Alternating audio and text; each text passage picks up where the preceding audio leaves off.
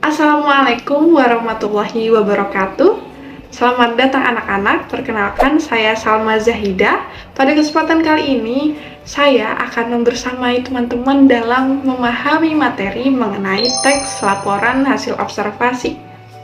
Sebelumnya, apakah teman-teman pernah memiliki pengalaman dalam menulis teks laporan hasil observasi? Lalu, apakah ada yang masih bingung apa yang dimaksud dengan observasi?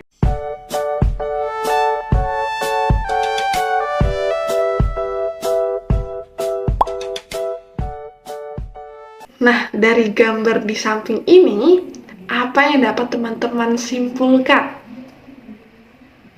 Betul sekali.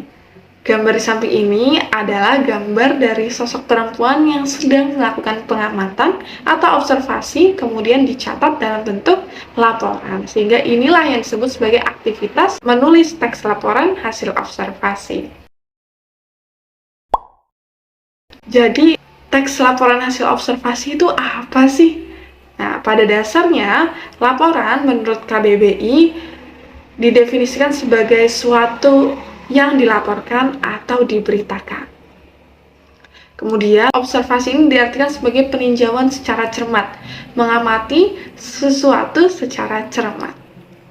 Sehingga, teks laporan hasil observasi adalah teks yang berisi pengamatan terhadap suatu objek berupa penjabaran umum mengenai suatu objek yang tengah diamati atau diteliti.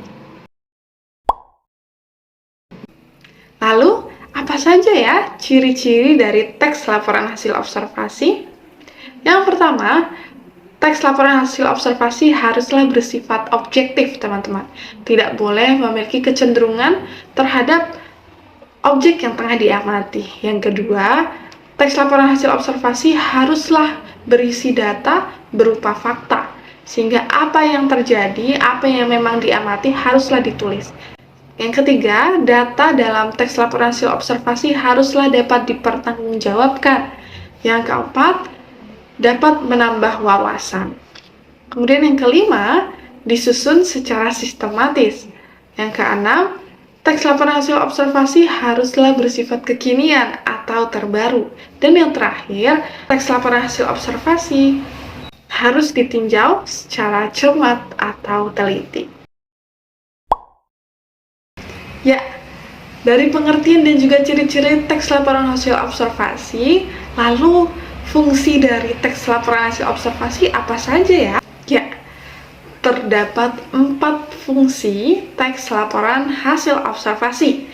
Yang pertama, teks LHO ini berfungsi melaporkan hasil pengamatan dari suatu kegiatan atau penelitian.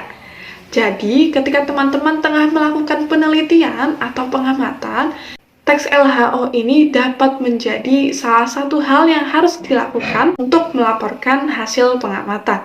Yang kedua, fungsi dari teks LHO ini adalah untuk menjabarkan fakta dan juga informasi atas topik yang tengah teman-teman teliti. Yang ketiga, teks LHO ini berfungsi sebagai sarana dokumentasi suatu kegiatan atau penelitian. Dan yang keempat, teks LHO ini berfungsi sebagai sebuah informasi yang faktual, yang bisa menjadi acuan bagi pembaca lainnya untuk mengetahui objek yang tengah teman-teman teliti. Kita masuk pada struktur teks laporan hasil observasi. Teks LHO atau teks laporan hasil observasi memiliki 4 struktur di dalamnya. Yang pertama ada definisi umum atau pernyataan umum. Yang kedua ada deskripsi bagian. Yang ketiga ada deskripsi manfaat. Dan yang terakhir ada kesimpulan. Pernyataan umum atau definisi umum berisi pengenalan secara umum mengenai objek yang tengah teman-teman teliti dan juga latar belakangnya. Latar belakang mengapa teman-teman memilih untuk mengobservasi atau mengkaji objek tersebut. Yang kedua yaitu deskripsi bagian. Nah, pada deskripsi bagian ini berisi penjabaran mengenai hal-hal khusus yang dimiliki oleh objek tersebut. Yang ketiga yaitu deskripsi manfaat. Nah, pada bagian ini berisi penjabaran mengenai kegunaan dari pengamatan kalian. Dan yang terakhir adalah kesimpulan. Nah, kesimpulan ini merupakan struktur dari teks laporan hasil observasi yang bersifat opsional.